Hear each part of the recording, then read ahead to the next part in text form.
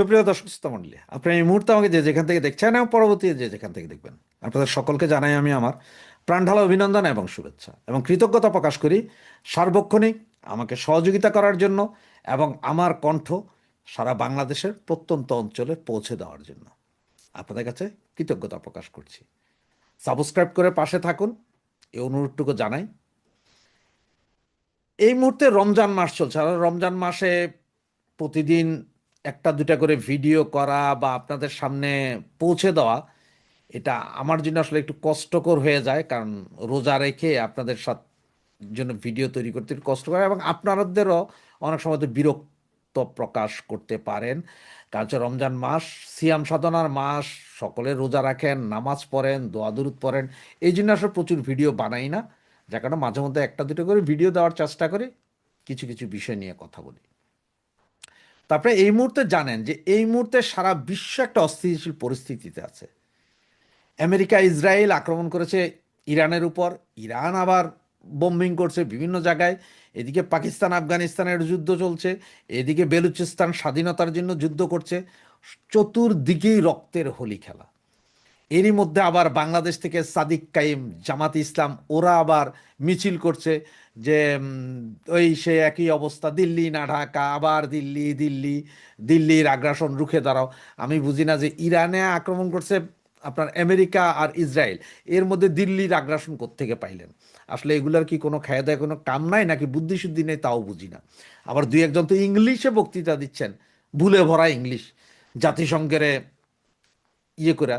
তা আমার কাছে মনে হয় যে জামাত ইসলাম ভাইয়েরা, আপনারা বাংলাদেশে এইসব মিছিল মিটিং করে কি করবেন? তার চেয়ে আপনারা তো চলে যেতে পারেন আফগানিস্তান। আরো বড় কথা হচ্ছে যে আপনাদের এই ভাইয়েরা, আপনাদের সৎমার ভাইয়েরা তো পাকিস্তানে আমেরিকান এম্বাসিতে আক্রমণ করছে, আপনারা করেন না কেন? এটা সম্বন্ধে গুলশান না বনানী 2 নম্বরে না, ওখানে আক্রমণ করে বসেন না কেন? হুদা কামে কেন আমগরে কষ্ট দিতে যান? ওখানে আক্রমণ করেন। আপনাদের এত হেডাম, এত কিছু, আপনারা মারেন না কেন? হেন অযথা পাবলিক কষ্ট দিচ্ছেন। তো এই যখন অবস্থা, এই অবস্থা আবার দেখছেন যে আদিলুর রহমান, ওই যে তত্ত্বাবধায়ক, না তত্ত্বাবধায়ক ইনুচ্চার যে পান্ডা, সে যাওয়ার সময় এয়ারপোর্টে তাকে আটকাইছে, কি কি বিষয়ে জিজ্ঞেস করে জানি না। আবার এদিকে ইনুচ্চার অবস্থাও দেখছেন, তিনি 1 বছর এসএসএফ এর নিরাপত্তা নেবেন। আপনার স্মরণ আছে যখন আপনার 96 সালে বলা হয়েছিল যে ক্ষমতায় যাওয়ার পরে আজীবন পাবে এই শেখ হাসিনা বা শেখ পরিবারের লোকজন, এটা নিয়ে ব্যাপক সমালোচনা হয়েছিল। বাংলাদেশে এখন পর্যন্ত মনে কোনো সরকারি দল বা বিরোধী দল ক্ষমতা থেকে গেলে ওনারা 1 বছরের নিরাপত্তা পায় না, কিন্তু ওনার জন্য নিরাপত্তার ব্যবস্থা, বিশেষ নিরাপত্তা। কার জন্য? ডাক্তার ইউনূসের জন্য।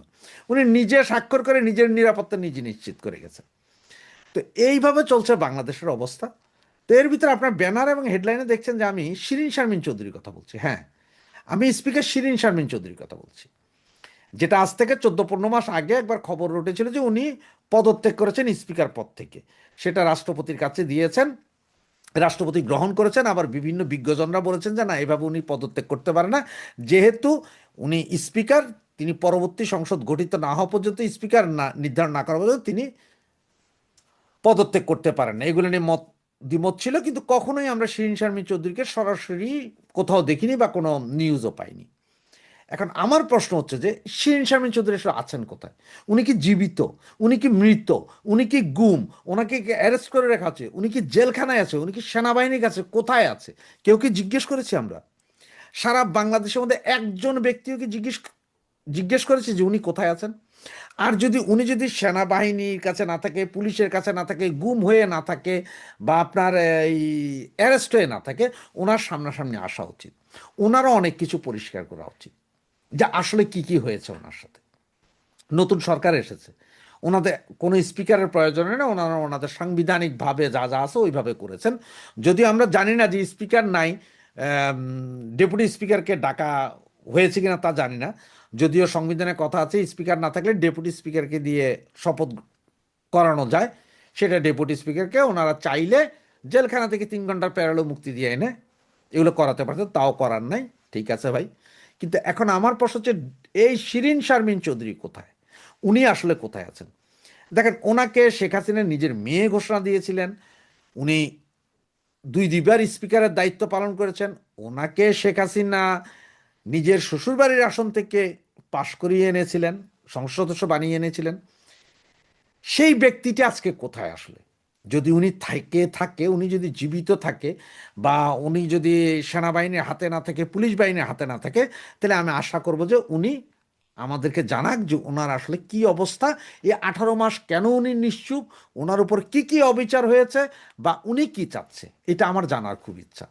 এবং আমার মনে হয় সারা বাংলাদেশের যারা আছেন, আমাদের ভাই বোন যারা আছেন, আওয়ামী লীগ সমর্থক যারা আছেন, কর্মী ভাইয়েরা যারা আছেন, সমমনা সংগঠনের যারা আছেন, মানবাধিকার সংগঠন যারা আছেন, সকলে মিলে দাবি জানানো উচিত শিরীন শারমিন চৌধুরী কোথায়। কোথায় স্পিকার শিরীন শারমিন চৌধুরী?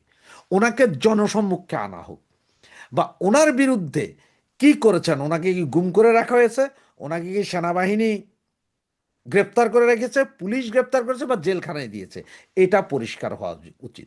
জাতির সামনে ওনার বিষয়টা পরিষ্কার করা উচিত। এবং আমি দাবি জানাচ্ছি যে কোথায় শিরীন শারমিন চৌধুরী, এই বিষয়টায় সকলে মিলে একটু সোচ্চার হন। তারপরে আমরা দেখি যে আসল কাহিনী কি। জয় বাংলা, জয় বঙ্গবন্ধু।